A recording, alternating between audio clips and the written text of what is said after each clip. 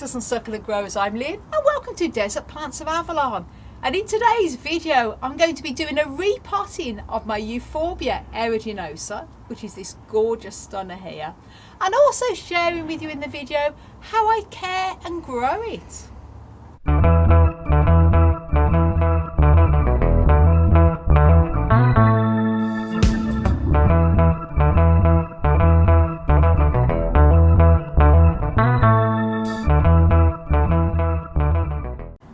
First thing I'm going to talk about is how I care for and grow mine. And apologies for it's very desperate to be repotted, which I thought, well, I'd include that in this video. Now, this Euphorbia aeruginosa is one that grows in South Africa in its natural habitats, sort of within rocks or in very sandy soils. And it is a shrub, so it's not a tall growing euphorbia. It's one that's nice and compact. So it's perfect if you don't have a lot of space, because some euphorbias can grow very large. This is a lovely sort of compact grower. It's also nicknamed, and wrongly nicknamed, the Miniature Saguaro because of its resemblance to a saguaro with its lovely sort of arms and multiple branches. But this is not a cactus, it's purely a euphorbia, so it is a succulent. And although all cacti are succulents, not all succulents are cacti. So euphorbias are different to cacti, even though they might resemble a cactus very much so in appearance. And that's because euphorbias have thorns and cacti have spines. And with cacti they have areoles, which are these spongy little cushions where the spines and flowers come out of. So it is different. Cacti have spines and euphorbia have thorns. So it is not a cactus, even though I've seen this Euphorbia aeruginosa wrongly labelled as a cactus many times in garden centres. So if you have this succulent, this Euphorbia, just bear in mind it's not a cactus. Now, how I care for mine, obviously it's a South African plant, so it does need plenty of sunshine. So a lovely sunny position on a nice sunny windowsill that receives plenty of sunshine is ideal for growing this gorgeous Euphorbia. Or if you have a greenhouse or polytunnel, and or you can put this out into the garden for the spring and summer months. It takes plenty of sun, as long as you can protect it from excessive rain. Now, I just want to mention though that if you live in a very warm, very dry, hot climate, I know South Africa can be dry and hot, but these are shrubs. They grow as shrubs in South Africa. So if you have this out in the garden, or you have it under glass in a greenhouse or in a sunny windowsill indoors, you may need to protect it from very strong midday sun in the middle of summer. Just give it a bit of shade cloth, or just move it a bit away from a window if it is very sunny. Other than that, it can take plenty of sunshine, and make sure you give it plenty of ventilation on the very sunny days as well. So a lovely sunny position, and this Euphorbia will grow well for you. Now, it is one that is not cold hardy. And if you grow this Euphorbia, you must make sure that you bring it indoors for the winter months. If the temperatures where you live drop below 10 Celsius, 50 degrees Fahrenheit. So I have to bring this into my grow room for the winter months to overwinter in there. I've taken it out here into the polytunnel temporarily just to do the video, because the lighting is better for me for filming. But this is going to go back into the grow room again once I've finished. And then I bring this out then sort of in the middle of April time, when it can take the much warmer temperatures of spring and summer. Once the chances of any frost have gone, it's safe to take it out, but do overwinter it indoors in a bright location for the winter months, because they're not frost hardy or even cold hardy below 10 C, 50 Fahrenheit. So do bear that in mind if you have this gorgeous Euphorbia. Now, when it comes to the watering, because I have mine indoors, obviously, to overwinter for the winter months, I do have to give this a very slight watering, roughly every 6 weeks in the winter time. I don't water the majority of my euphorbias, except for some of my medusas over winter, but I will give this a very light water in winter. And that's because if I don't, I notice these stems will start to shrivel. And let's show you an example there that's starting to shrivel. And it used to do this a lot when I used to overwinter it indoors, but since I started giving it a very light watering every 6 weeks over the winter, just enough to dampen the soil, it stops it from shriveling and keeps it looking really healthy. So I only do that because I have mine in my grow room, which is kept warm at a minimum of 15 Celsius, which is about, I think, about 60 degrees Fahrenheit. But obviously they do like to be kept much drier over the winter months because they are resting. In the spring and summer, once this comes back into active growth again, I will water this plant every time the soil dries out.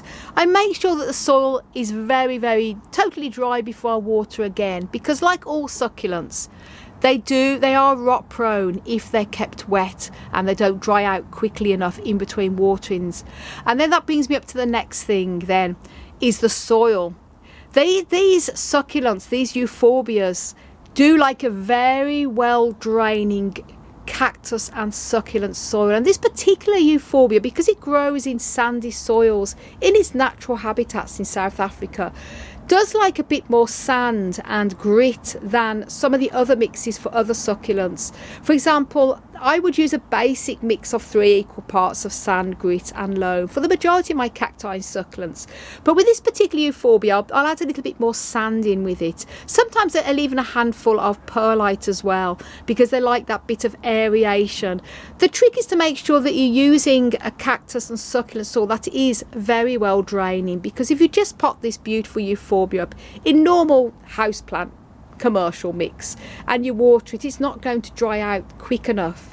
And you want to make sure once you've watered it, it's dried out within 3 days, and let it stay dry before watering again. As I say, I keep this mostly dry over the winter from mid-September up until mid-April, just a light watering every 6 weeks in winter, and then it's from spring and summer I would water every time the soil dries out. It seems to do really well this way. Fertilizing, I would use a week's strength tomato fertilizer, used with every sort of 4th watering that I give this beautiful euphorbia over the summer, spring and summer, and I use that for the majority of my cacti and succulents as well. It does help to produce flowering. Now the flowers on euphorbias are called cyanthias, and they're little tiny flowers. This particular euphorbia has gorgeous little golden yellow flowers, and this has flowered for me in the past, and I can't for the life of me find any photographs. I know I've taken them, gone through all my files, can't find, so apologies. But if you Google the flowers on this beautiful euphorbia, you'll see they're lovely golden little glistening flowers. They're very, very pretty. Only tiny, but they are very gorgeous, and I find that using the tomato feed helps to encourage more chances of flowering during the spring and summer months as well. So a very gritty soil, as I mentioned, fertilising with every 4th watering from spring and summer, very light watering in winter once every 6 weeks, and then I water every time the soil dries out from the spring and summer, for me, which will be the middle of April up until the middle of September. Now then, when it comes to propagation, now with propagating, it's quite easy to propagate these euphorbias, because best thing to do here is where you see there's a join at the bottom there, use a sharp pair of pruning shears, cut it at the base, put the cutting then aside for a few days. I'd recommend about a week until it's formed a white callus, and then pot it up into gritty, sandy, well draining succulent and cactus soil.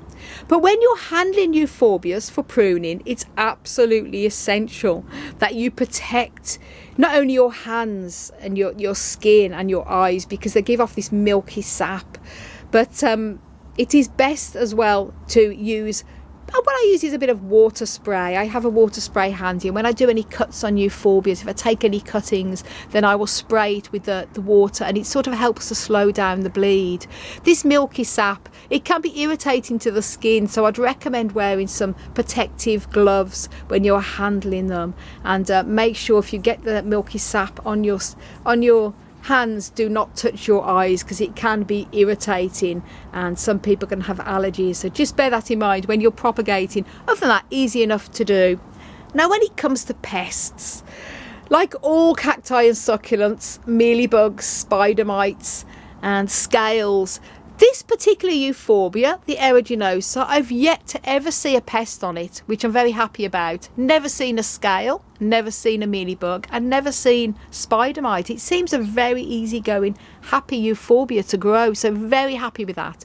However, I do know other growers that have had problems with scale and mealies on theirs, so do keep your eyes peeled, and if you spot any bugs, treat straight away. And rubbing alcohol I find works well to sort of spray on and rub any beasts that you see to get rid of. So I've covered how I care for mine, and I'm going to do the repotting. I just want to also mention that I've had this beautiful Euphorbia for almost 6 years. This particular Euphorbia I got from my late friend Bill from the Cactus Society here in Belfast, and sadly he passed away a number of years ago. This was one he had in his collection, so it is extra special. So then, let's get repotting. So then guys, now for the repotting. And as I've mentioned a few times when I'm doing my repotting videos, it's always best to go for the next size up.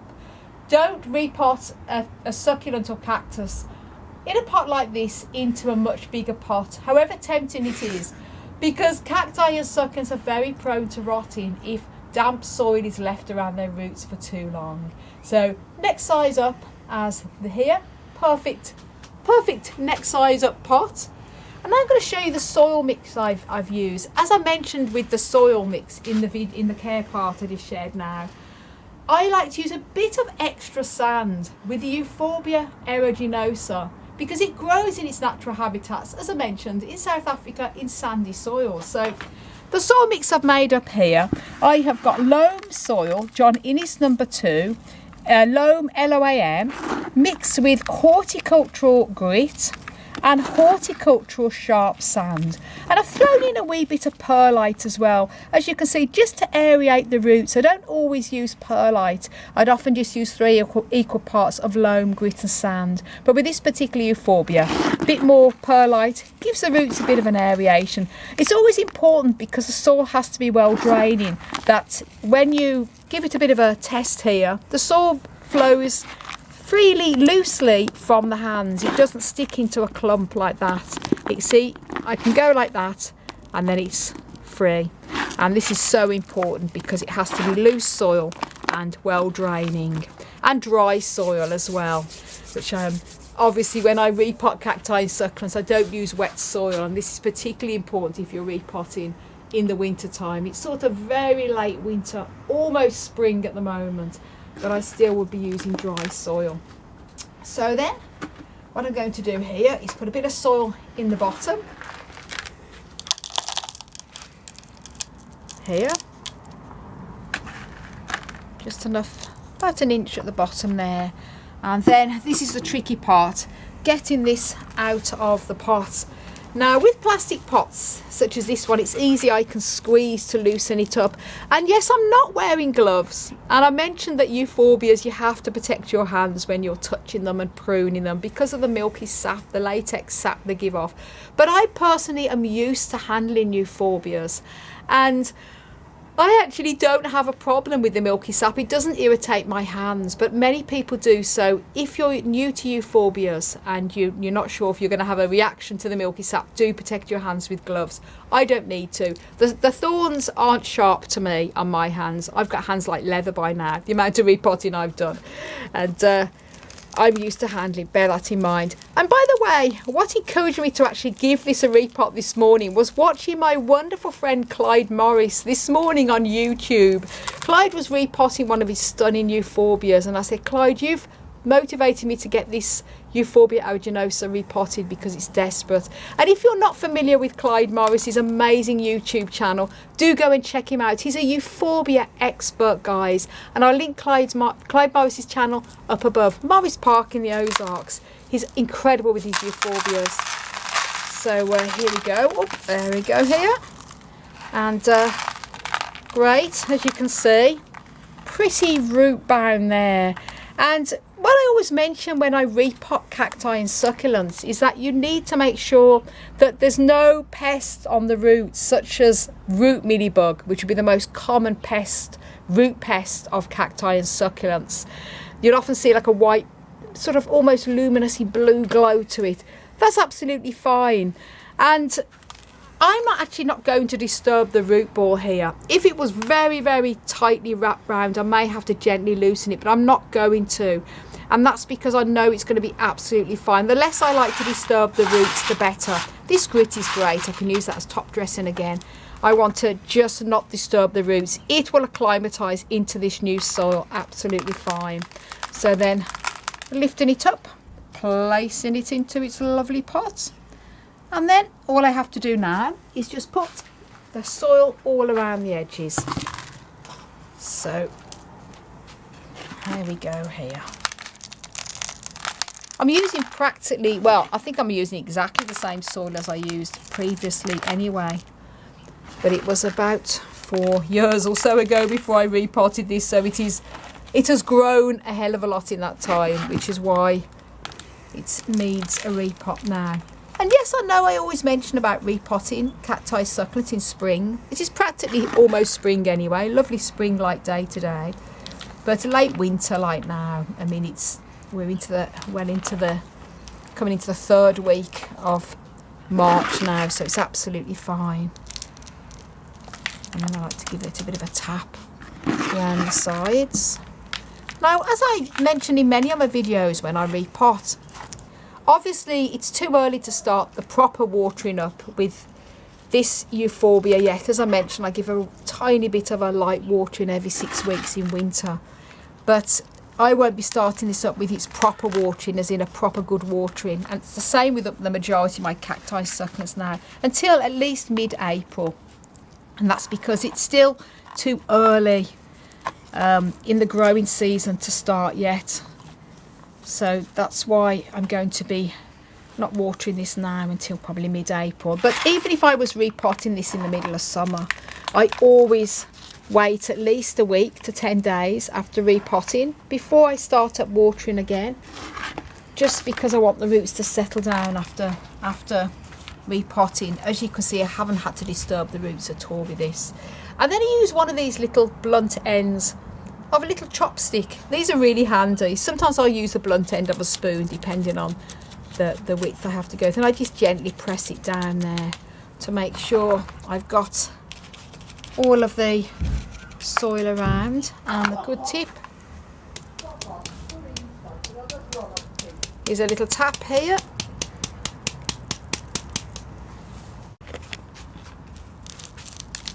Bit of top dressing can finish it off. Not a necessity, but I just think it just finishes off the plants and helps to keep the top surface of the soil dry too. Woohoo! That's the plant all potted up and nicely top dressed. So do you have this gorgeous Euphorbia aeruginosa in your collection?